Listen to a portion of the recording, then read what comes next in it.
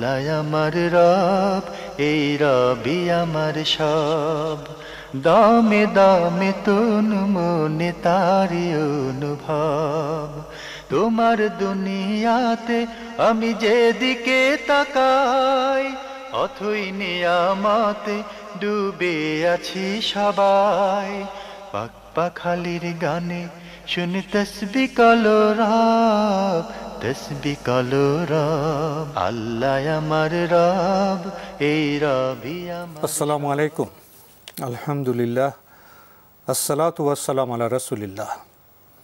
প্রিয় দর্শক, আপনারা যারা দেশে আছেন প্রবাসে, সবাইকে জানাই অনেক অনেক প্রীতি ও শুভেচ্ছা। শুরু হলো এনটিভি আয়োজিত এবং লাভ হলো নিবেদিত অনুষ্ঠান আপনার জিজ্ঞাসা। আপনাদের সাথে আছি আমি জাইনুল আবেদিন আজাদ।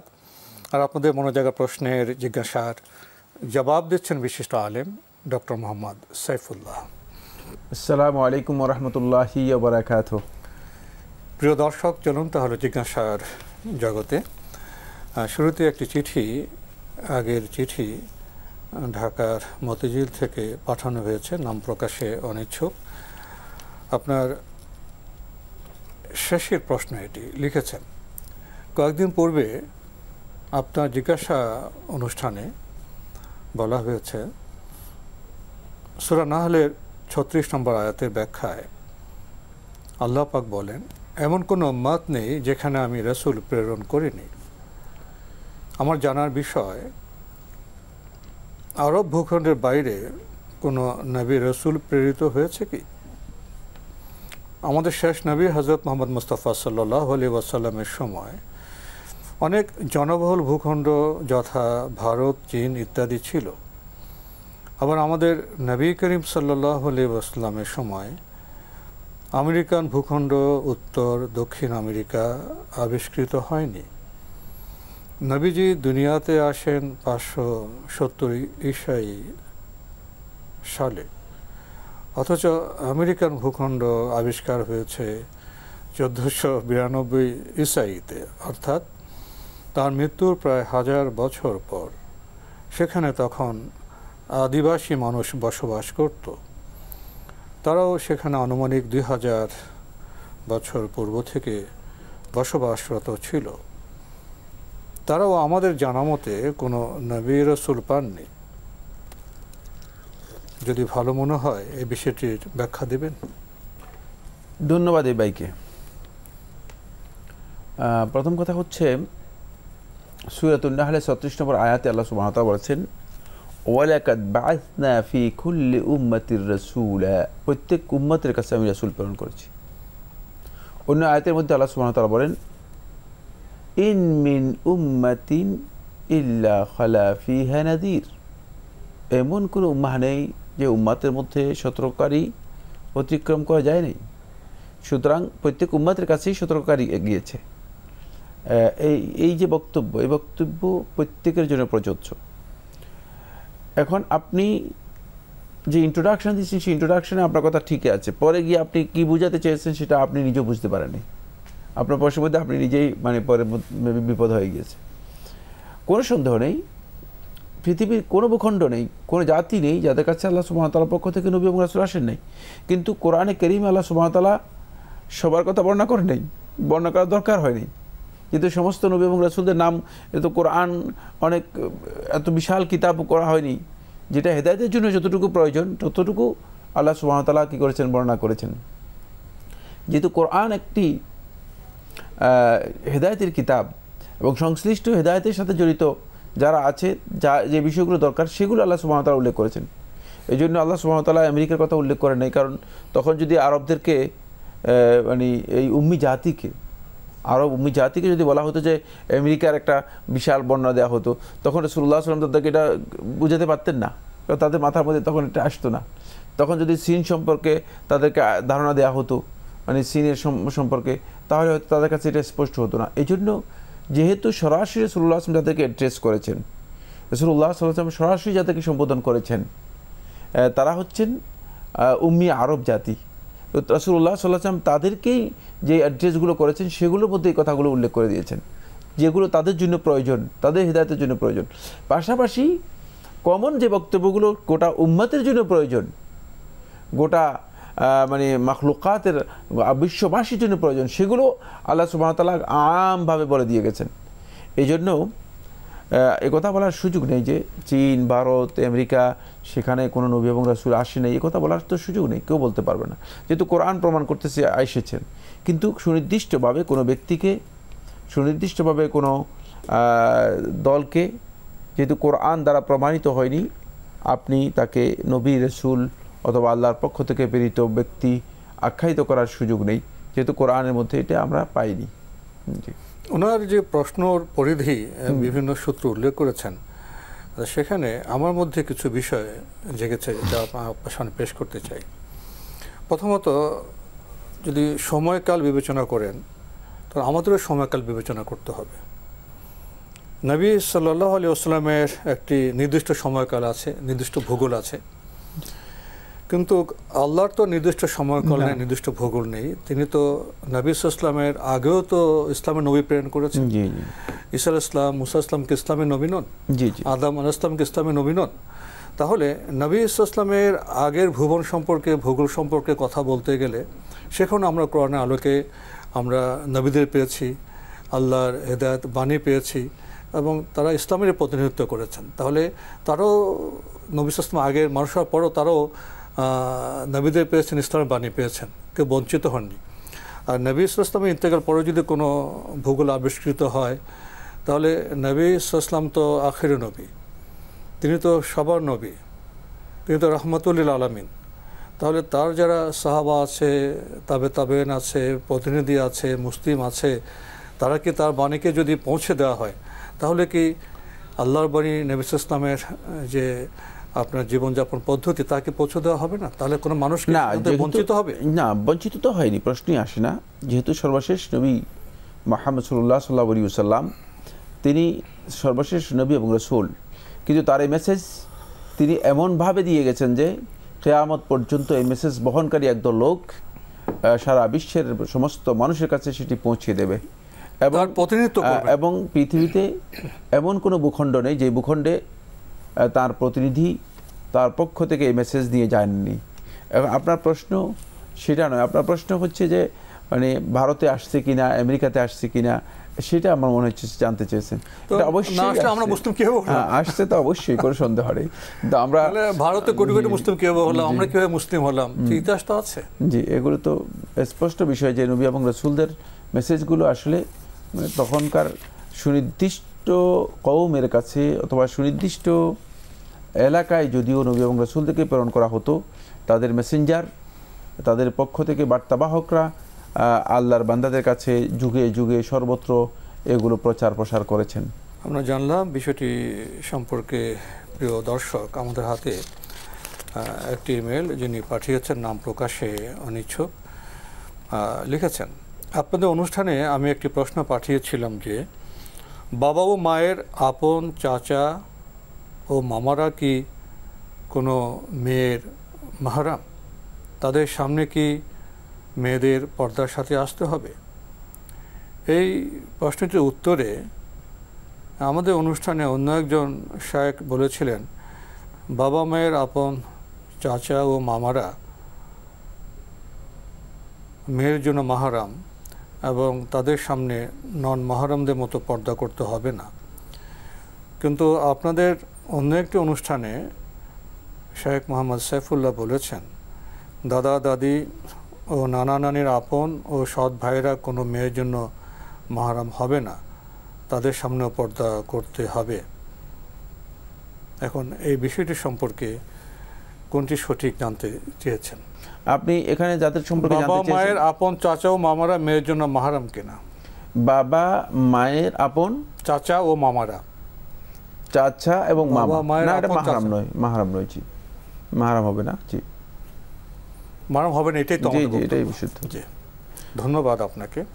হয়তো আমাদের প্রশ্ন আপন বলেছেন না কি বলেছেন সেটা আমরা হয়তো বুঝতে পারিনি, তো শুনতেও ভুল হতেই পারে, কোনো মানুষই ভুলের ঊর্ধ্বে নয়।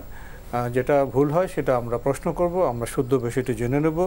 প্রশ্ন করেছেন, বিভিন্ন সাংস্কৃতিক ইভেন্টের ক্যাম্পাস অ্যাম্বাসেডর হওয়া কি হালাল? আমার কাজ হলো প্রতিযোগী আনা। আমি মানুষকে এই ইভেন্ট নিয়ে জানাই, আর তারা যদি রাজি হয় তাহলে রেজিস্ট্রেশন করিয়ে দিই। কোনো কোনো ক্ষেত্রে গ্রুপে সাবমিশন করা লাগে, তখন আমি সেটা দেখে দিই যে ক্যাপশন ঠিক আছে কিনা আর রুলস ফলো করছে কিনা। সাংস্কৃতিক ইভেন্টের ক্যাম্পাসে অ্যাম্বাসেডর হলে দেখা যায় যে কবিতা আবৃত্তি, নাচ, গানের ও সেগমেন্ট থাকে। তো আমাকে ওই সেগমেন্টেও কেউ রেজিস্ট্রেশন করতে চাইলে সাহায্য করতে হয়। এক্ষেত্রে আমি কখনো অংশগ্রহণ করি না হারাম বলে, কিন্তু অন্যদের এই বিষয়ে জানানোর জন্য অথবা সাহায্য করার কারণে কি আমি গুনাহগার হব? হ্যাঁ, যদি কোনো হারাম ইভেন্টে আপনি সহযোগিতা করেন গুনাহগার হবেন, কোনো সন্দেহ নেই। সেক্ষেত্রে ইভেন্ট যদি বৈধ হয় তাহলে আপনি সহযোগিতা করতে পারেন, অ্যাম্বাসেডর হতেও কোনো বাধা নেই ইনশাআল্লাহ তাআলা। আমরা জানলাম বিষয়টি সম্পর্কে। প্রিয় দর্শক, আমাদের হাতে একটি চিঠি, দীর্ঘ চিঠি, অনেক প্রশ্ন। এই চিঠিটি পাঠিয়েছেন আশিকুর রহমান, কামারখালী, ফরিদপুর থেকে লিখেছেন, কোনো এক মহিলার তালাক হয়ে গেছে 15-16 বছর আগে, কিন্তু সে এখনও তার স্বামীর সংসারে আছে, অর্থাৎ স্বামীর সাথে ঘর করছে। এটা জানাজানির পর ওই মহিলার একটা মেয়ে আছে, মেয়েটা কোনো ভাই বোন নেই। ওই পরিবারে মোট 3 জন লোক, ওই স্বামী, স্ত্রী আর ওই একটা মেয়ে। মেয়েটার দিকে তাকিয়ে ওই মহিলার মা বলছেন, তোর মেয়ের বিয়ে হোক, তারপরে তোকে নিয়ে আসবো। মেয়ের বিয়ে হতে আরও 2-3 বছর দেরি হতে পারে। ওই মহিলা আল্লাহকে ভয় পায়, সে স্বামীর বাড়ি থাকতে রাজি না। তার মাকে অনুরোধ করে তাকে নিয়ে যাওয়ার জন্য, কিন্তু তার মা শুধু ওই বাচ্চাটার জন্য বলে, যখন আনার দরকার হয় তখন তোকে নিয়ে আসবো। তার মা বলে, তোর কোনো গুনাহ হবে না, আল্লাহর কাছে আমার দোষ দিস যে আমার মা আমাকে নিয়ে যাচ্ছে না। এখন প্রশ্ন 1, ওই স্ত্রী বলে, আমি যদি এই স্বামীর সংসার করি তবে আমার কোনো দোয়া আল্লাহর দরবারে কবুল হবে না। আমি তো জীবনে বহু শিরক করছি, শিরকের গুনাহ থেকে কিভাবে আমি এই সংসারে থেকে তওবা করব? আপনারা এ ব্যাপারে বুঝিয়ে বলবেন, কারণ তাকে এই সংসারে থাকতে বাধ্য করা হচ্ছে। প্রশ্নটা কি অনেক কথা বলে দিয়েছেন, তো অস্পষ্ট হয়ে গিয়েছে। একজন মহিলাকে তালাক দেওয়া হয়েছে, এখন তিনি মহিলা ঘরে আছে কেন? ছোট্ট একটা মেয়ে আছে। এখন ওই মহিলার অভিভাবক তার মা আছেন, মাকে নিয়ে যেতে বলছে। মা বলে, তোর মেয়ের বিয়ে দেওয়ার পর তোকে নিয়ে যাব। এটা ওনার মার বক্তব্যে বলছে, কোনো দোষ হলে আমি তো দোষ নেব। এখন ওই স্ত্রী বলছে যে আমার তো জীবন অনেক পাপ হয়েছে, শিরকে গুনাহ আছে, তো আমি এখন শিরক থেকে গুনাহ থেকে বাঁচতে চাই। শিরকের সাথে কি সম্পর্ক? এই সংসারে থেকে আমি তওবা করলে কি আমার গুনাহ মাফ হবে? না, সংসার তো হারাম। যদি সংসার যদি হারাম হয়ে থাকে, আমি জানি না, এর পদ্ধতিও আমার জানা নেই। যদি সেটা হারাম হয় তাহলে সেটার জন্য অবশ্যই তিনি গুনাহগার হবেন, কিন্তু তওবা করলে, অন্য গুনাহ থেকে তওবা করলে তিনি তওবা করতে পারেন। তা তওবা করার এখন সুযোগ আছে, সুযোগ তো আছে, তওবা করতে পারেন, অন্য গুনাহ থেকে প্রত্যাবর্তন করতে পারেন। দ্বিতীয় প্রশ্ন, আর ওই স্ত্রীর মা তো ওই বাচ্চাদের দিকে তাকিয়ে এই সংসারে রেখে দিয়েছে। এখন ওই স্ত্রীর মাও তো শিরক নামক পাপ আছে, সেও কিভাবে শিরক থেকে তওবা করবে? বলে দিয়েছেন, আমি বুঝিনি, মানে শিরকের সাথে এখানে কি সম্পর্ক? আমাদের কাছে স্পষ্ট নয়, তবে শায়েখ যেটা বললেন, গুনাহ করলে তো গুনাহ হবে। তবে আপনি যদি কোনো গুনাহ থেকে মাপ চান, সেটা যে গুনাহ হোক, প্রত্যাবর্তন করেন, সেটা তো করা যেতে পারে। অদ্ভুত অদ্ভুত প্রশ্ন করেন, যে প্রশ্নের সাথে কি লাগিয়ে দিচ্ছেন এটা। আরেকটি প্রশ্ন করেছেন, ওই স্ত্রী যদি ওই সংসারে থেকে তার স্বামীকে অন্য মেয়ের সাথে বিয়ে দেয় এবং সে আলাদাভাবে থাকে, অর্থাৎ ওই পরিবারে থাকবে আলাদাভাবে, আর স্বামীর সাথে পর্দা করে থাকবে, তাহলে কি এটা জায়েজ হবে? কারণ ওই মহিলাকে কেউ আর বিয়ে হয়তো বা করবে না, কারণ তার বয়স এখন অনেক বছর, আর বাবার বাড়ি থাকবে, মা বাবা তো বৃদ্ধ, কখন কি মারা যায়, তার কি ঠিক আছে? না, জায়েজ কিছুই নয়। যদি মানে সেখানে ঘরে থাকে, সে যদি মানে এই পুরুষের সাথে পর্দা বজায় রাখে, কোনো ধরনের ফিতনার আশঙ্কা না থাকে, তাহলে তার জন্য জায়েজ আছে, থাকতে পারবে। শেষে প্রশ্ন করেছেন, কোনো মা যদি মুশরিক হয় আর তার সন্তানও যদি মুশরিক হয়, তবে ওই মা তার সন্তানের জন্য দোয়া করলে কবুল হবে কি? আবার ওই সন্তান যদি ওই মায়ের জন্য দোয়া করে, তবে তার দোয়া কবুল হবে কি? আবার যদি এমন হয় যে দুইজনে, একজন মুশরিক একজন ঈমানদার, তবে একে অন্যের জন্য পরস্পর দোয়া করলে কবুল হবে কি? মানে মা যদি সন্তানের বিপক্ষে দোয়া করে থাকেন, সেটা কবুল হয়ে যেতে পারে আল্লাহ তাআলার কাছে, মুশরিক হলেও কবুল হয়ে যেতে পারে। মুশরিকের দোয়া কবুল হবে না এই কথা কে বলছে? মুশরিকের দোয়া কবুল হয়। মুশরিক হওয়াটা একটা অন্য বিষয়।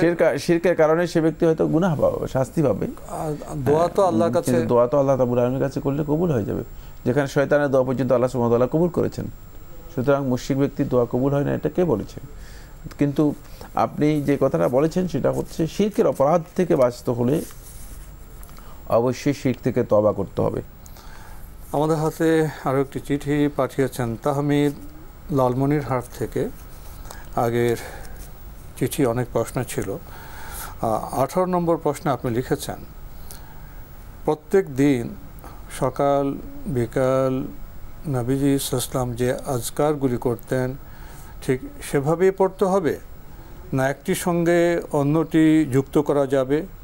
যেমন আল্লাহুম্মা আফিনি ফি বাদানি, আল্লাহুম্মা আফিনি ফি সামি ... আউযু বিকা মিন আযাবিল কবর, লা ইলাহা ইল্লা আনতা।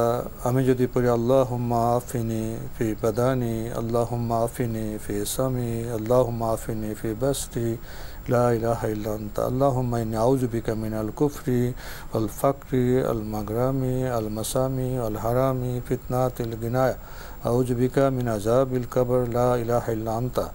এভাবে পড়া কি যাবে? না, পড়া জায়েজ।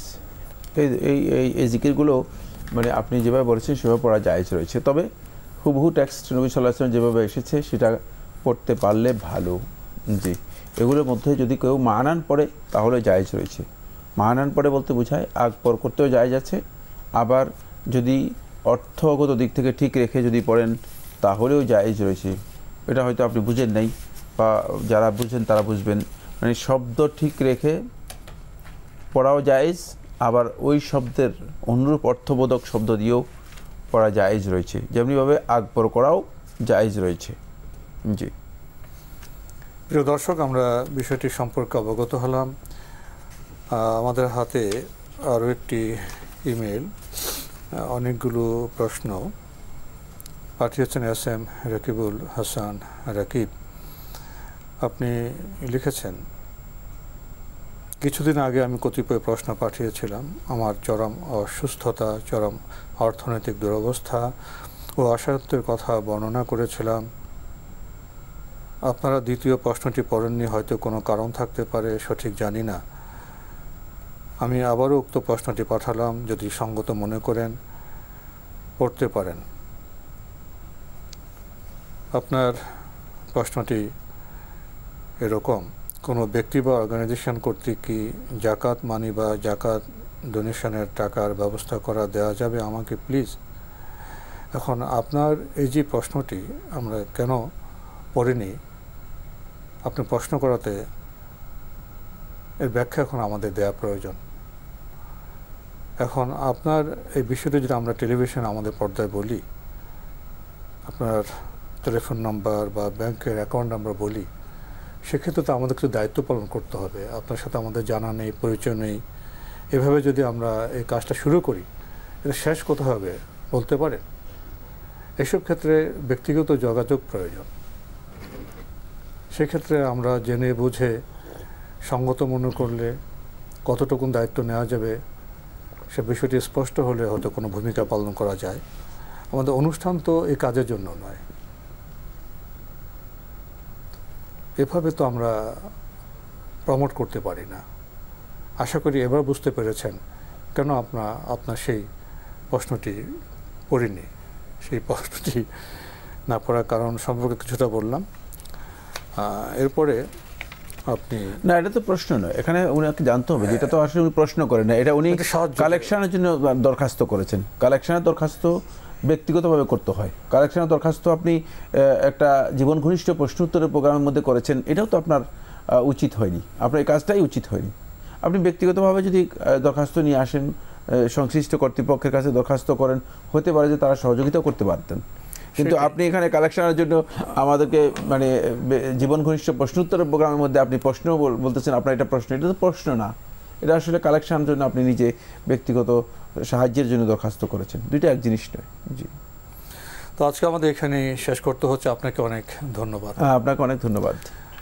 প্রিয় দর্শক, আমরা দেখছিলাম এনটিভি আয়োজিত এবং লাভ হলো নিবেদিত অনুষ্ঠান আপনার জিজ্ঞাসা। আমাদের অনুষ্ঠান আপনারা এনটিভি অনলাইনেও দেখতে পারবেন, ভিজিট করুন www.ntvbd.com। এছাড়া ইউটিউবে এবং আমাদের ভেরিফাইড ফেসবুক পেজে অনুষ্ঠান দেখতে পারবেন। প্রিয় দর্শক, আপনারা প্রশ্ন করেন, কখনো অনেক বেশি অনুরোধ করেন, কখনো সহযোগিতা চান। আমরা জানি মানুষ হিসেবে আমরা অনেক সীমাবদ্ধতার মধ্যে বসবাস করি। জীবনে অনেক দুঃখ আছে, সংকট আছে, দারিদ্র আছে, দন্য আছে। আমাদের উপলব্ধি করতে হবে যে কোথায় কী বিষয় বলতে হবে। আমাদের এটা জীবন ঘনিষ্ঠ প্রশ্ন উত্তরের অনুষ্ঠান। এখানে প্রশ্নের উত্তর প্রদানের মাধ্যমে আমরা আপনাদের সহযোগিতা করে থাকি। আর আপনাদের যদি কোনো ব্যক্তিগত সমস্যা থাকে তাহলে আপনারা ব্যক্তিগত পরিসরে যোগাযোগ করবেন, সেখানে অন্য বিষয়। এই বিষয়টা আমাদের বুঝতে হবে যে কোন কাজ কোথায় করতে হবে। এই বিষয়ে সচেতনতার আহ্বান এবং অনুরোধ রেখে আজকের অনুষ্ঠান এখানে শেষ করছি। চিঠি লিখুন, প্রশ্ন পাঠান আমাদের ঠিকানায়। পরিচালক আপনার জিজ্ঞাসা, এনটিভি, বিএসসিসি ভবন, 7ম তলা, 102 কাজী নজরুল ইসলাম অ্যাভিনিউ, কারওয়ান বাজার, ঢাকা 1215। ইমেল অ্যাড্রেস আপনার জিজ্ঞাসা @ntvbd.com। প্রিয় দর্শক, মহান আল্লাহ আমাদের সবাইকে নিরাপদে রাখুন শান্তিতে। আসসালামু আলাইকুম। আল্লাহ আমার রব, এই রবি আমার সব, দামে দামে তুন মনে তারি অনুভব। আল্লাহ আমার রব, এই রবি আমার সব।